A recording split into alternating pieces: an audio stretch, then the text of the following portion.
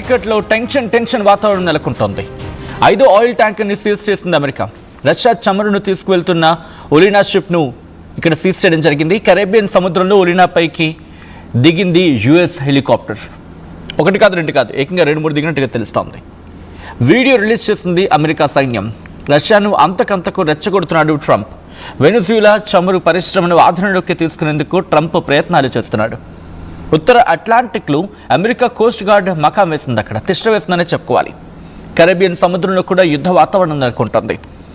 మరి ముఖ్యంగా వెనిజులా కొత్త అధ్యక్షురాలు రీసెంట్గా ఇచ్చిన స్టేట్మెంట్ మీరు చూస్తుంటారు. ఏమంటున్నారు ఆమె? ట్రంప్ ఎంతన్నా కూడా మేము మా మాట మీద నిలబడతాం.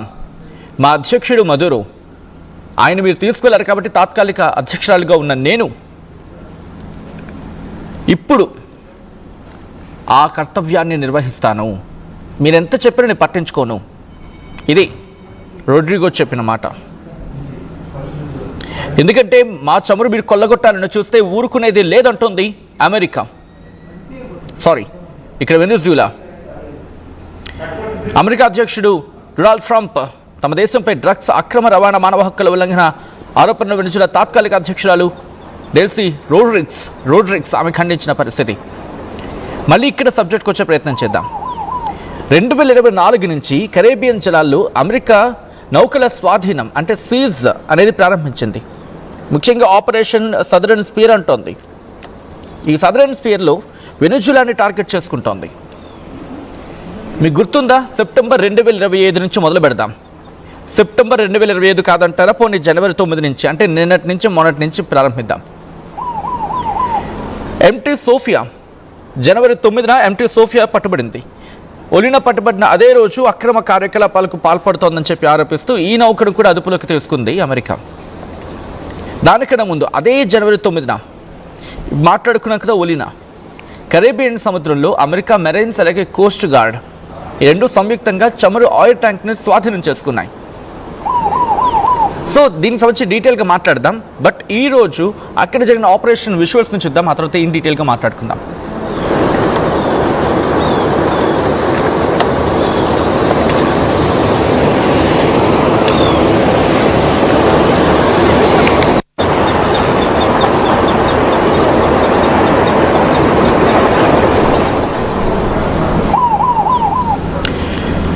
నేనే తోపు అనుకుంటూ అమెరికా రెచ్చిపోతోంది.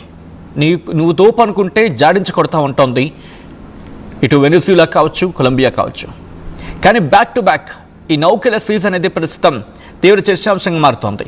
రష్యా ఏం చేయబోతుంది అనేది ఇప్పుడు ఆసక్తికరంగా మారింది. మొన్నటికి మొన్న బెల్లా 1 సబ్జెక్ట్ కరెక్షన్, అది రష్యాకి సంబంధించి పతాకం ఉంది, అంటే దాని ఏమంటారు, జెండా ఉంది, రష్యా జెండా ఉంది. అది అక్కడ పర్మిషన్ లేదు అంటూ కూడా ట్రంప్ చెప్పుకొచ్చిన సందర్భం. అందుకే వాటిని సీజ్ చేస్తామని చెప్పి అమెరికా చెబుతూ ఉంది. బట్ ఇప్పుడు పరిస్థితులు మారుతున్నాయి. ఈ వెనిజులా జలాలకు సంబంధించి, అంటే వెనిజులా చుట్టుపక్కల ప్రాంతాల్లో అక్కడి నుంచి వెనిజులా చమురు తీసుకువెళ్ళడానికి లేదని తెగేసి చెప్తోంది అమెరికా. ఒకవేళ ఎవరైనా అలా తీసుకువెళ్తే రష్యాకు సంబంధించి కూడా మీకు గుర్తు, నిన్న కూడా మనం మాట్లాడుకున్నాం, ఒక ప్రత్యేక చట్టాన్ని తీసుకొచ్చారు అక్కడి నుంచి తీసుకువెళ్లకుండా. సో ఇటువంటి పరిస్థితులు నెలకొన్నాయి. ఆ దృశ్యాలు ఒకసారి చూడండి. ఈ కథనం మిమ్మల్ని కాస్త కలవరపరచొచ్చు. అయితే మిమ్మల్ని కలవరపాటు గురి చేయడం ఆర్టీవీ ఉద్దేశం కాదు. కానీ ఇటువంటి కథనాలు చూసినప్పుడు కాస్త కలవరపాటు గురి అవకాశం ఉంటుంది. కాబట్టి దీనికి సంబంధించి తగిన జాగ్రత్తలు తీసుకోవాలని ఆర్టీవీ సూచించడం జరుగుతుంది. నార్త్ అట్లాంటిక్లో బెల్లా 1 పట్టుబడిన దాని గురించి మాట్లాడుకున్నాం కదా. వెనిజులా నుంచి తప్పించుకునే క్రమంలో అమెరికా నేవీ, అంటే వెనిజులా నుంచి తప్పించుకునే క్రమంలో అక్కడ ఉంది, దీంతో మేము స్వాధీనం చేసుకున్నాం అంటూ కూడా అమెరికా నేవీ చెప్పుకొచ్చింది మాట. ఇది నేనంటున్న మాట కాదు. ఇది ఇక్కడితో ఆగలేదు. ఈరోజు పట్టుబడింది, ఐ థింక్ నిన్నట్టు మళ్ళీ పట్టుబడినట్టుంది ఒకటి. మొత్తం 5 పట్టుబడ్డాయి. అయితే ఇది ఇప్పటికీ కాదు. ఇది గత సెప్టెంబర్ 2025 నుంచి మొదలు పెడితే డ్రగ్స్ స్మగ్లింగ్ చేస్తుందని చెప్పి ఒక బోట్ని సీజ్ చేయడం జరిగింది. వెనిజులా నుంచి ఒక బోటుపై మొదటిసారిగా వైమానిక దాడి జరిగింది. ఇది ఇప్పుడు మాట్లాడుకుంటున్నాం. కానీ 2025 సెప్టెంబర్ నుంచే ప్రారంభించింది అమెరికా. ఆ ఘటనలో ఎంతమంది, ఏకంగా 11 మంది మరణించిన సందర్భం. వెనిజులా నుంచి వస్తున్న బోటు మీద దాడి చేసి, ఆ తర్వాత డిసెంబర్ 10వ తారీఖున కూడా ఎంటీ స్కిప్పర్ అనే నౌక మీద దాడి చేస్తుంది. ఏముంటుంది, అక్కడ ఆంక్షలు ఉన్నాయి. వెనిజులా చమురును రవాణా చేస్తున్నారు. ఎవరైతే వెనిజులా ఆయిల్ని కొనుగోలు చేస్తారో ఆ ఆంక్షల పరిమితి వాళ్ళకి ఉంటాయి అండ్ దాన్ని కొట్టిపాడేస్తాం, దాన్ని స్వాధీనం చేసుకుంటామని చెప్పి అమెరికా చెప్తున్నమాట. ఇంకా ఏమంటుంది, డిసెంబర్ 15 వచ్చినప్పుడు వెనిజులా చమురు రవాణా చేసే నౌకల మీద అమెరికా అధికారికంగా ఈ సీజ్ సో కాల్డ్ క్వారంటైన్ అని వాళ్ళు అంటున్నారు, బట్ సీజ్ అనుకోవచ్చు పదంగా చెప్పాలంటే. డిసెంబర్ 20, 2025న కరేబియన్ జలాల్లోకి ఇంకో చమురు ట్యాంకర్ వచ్చింది. ఆ తర్వాత ఇంకో చమురు ట్యాంకర్, మొత్తం 2 ఆయిల్ ట్యాంకర్స్, అంటే ఆయిల్ వెషల్స్, ట్యాంకర్స్ అన్నది కానీ ఆయిల్ వెషల్స్, వాటిని వెషల్స్ అంటూ ఉంటారు, వాటిని స్వాధీనం చేసుకుంది. అమెరికా బలగాలు అక్కడ అడ్డుకున్నాయి. తర్వాత తెలిసిందే అక్కడ ఏం జరుగుతుంది అనేది. ఇంకా ఆ తర్వాత జనవరి 7, సరే నార్మల్గా ఉందనుకున్నప్పుడు ఇది నార్త్ అట్లాంటిక్లో పట్టుబడింది. వెనిజులా నుంచి తప్పించుకునే క్రమంలోనే ఇది ఇక్కడ పట్టుబడింది. ఇక్కడ వినిపించే మాట ఏంటి ఇంట్రెస్టింగ్గా, ఈ బెల్లా 1 గురించి అమెరికా చెబుతున్న మాట తప్పు అనే మాట వినిపిస్తోంది ఇక్కడ.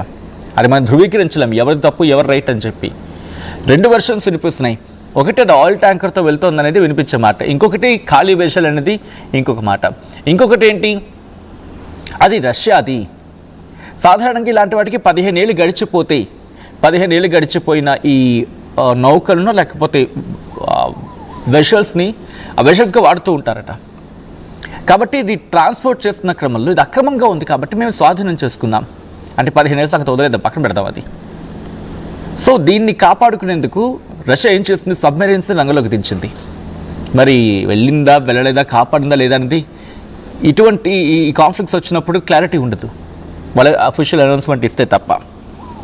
సో ఇప్పుడు ఏమంటుంది, ఇప్పుడు ఇంకొక దాడి బ్యాక్ టు బ్యాక్, ఇప్పుడు జరిగిన తాజా దాడి గురించి మాట్లాడుకున్న సందర్భం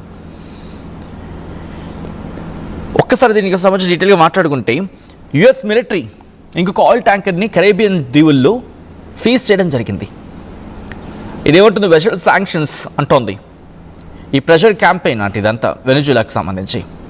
యుఎస్ మిలిటరీ సదరన్ కమాండ్ ఏమంటుందంటే కనుక apprehended the oil tanker without incident అంటూ కూడా, అంటే దాన్ని పట్టుకున్నాం వితౌట్ ఇన్సిడెంట్ అంటూ కూడా చెప్పుకొచ్చింది.